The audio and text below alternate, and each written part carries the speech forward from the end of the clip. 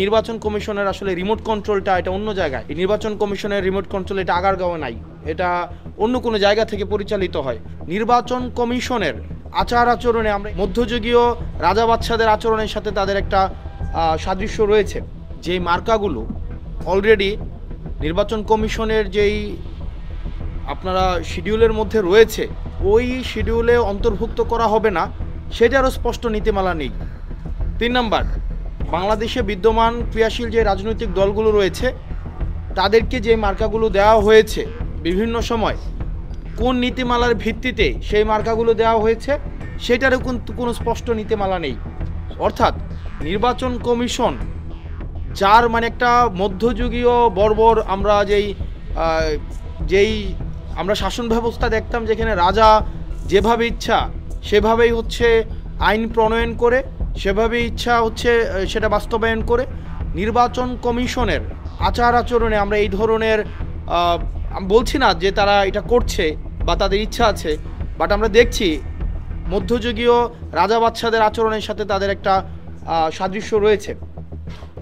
এবং আমরা নির্বাচন কমিশনকে আমরা বারবার কিন্তু বলেছি যে একটা নির্বাচন কমিশন সাংবিধানিক একটা প্রতিষ্ঠান, এই প্রতিষ্ঠান অবশ্যই একটা আইনগত নীতিমালার ভিত্তিতে সেটি চলবে।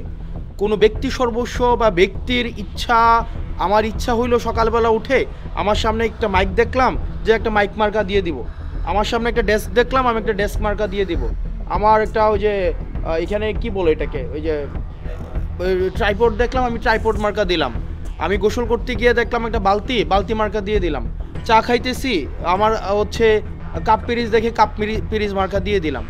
আমাদের মার্কার ক্ষেত্রে আমাদের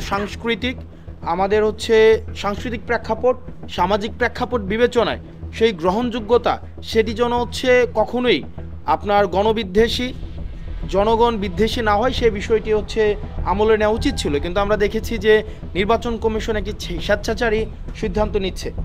যতক্ষণ না পর্যন্ত নির্বাচন কমিশন কোনো আইনগত জায়গা থেকে তারা কোনো কথা না বলে আমরা ধরে নিব এই সিদ্ধান্তগুলো ধরে নেওয়ার বিষয় না, এটি এখন স্পষ্টত এই সিদ্ধান্তগুলো আমাদের কাছে মনে হচ্ছে বা আমাদের তাদের সাথে যেই আলোচনা বা তাদের সাথে এই যে আমরা কাজ করছি, আমাদের কাছে মনে হয়েছে যে এই সিদ্ধান্তগুলো আসলে চাপিয়ে দেওয়া।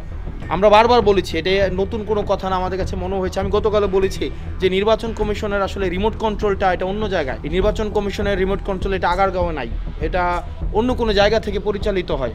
আমরা যখনই তাদের সাথে কথা বলি মনে হয় এই ডিসিশনটা এটা তারা নিজেরা নেয় না, এই ডিসিশনটা তাদেরকে চাপিয়ে দেওয়া হয় এবং তাদেরকে আসলে এই ডিসিশনটা নিতে বাধ্য করে।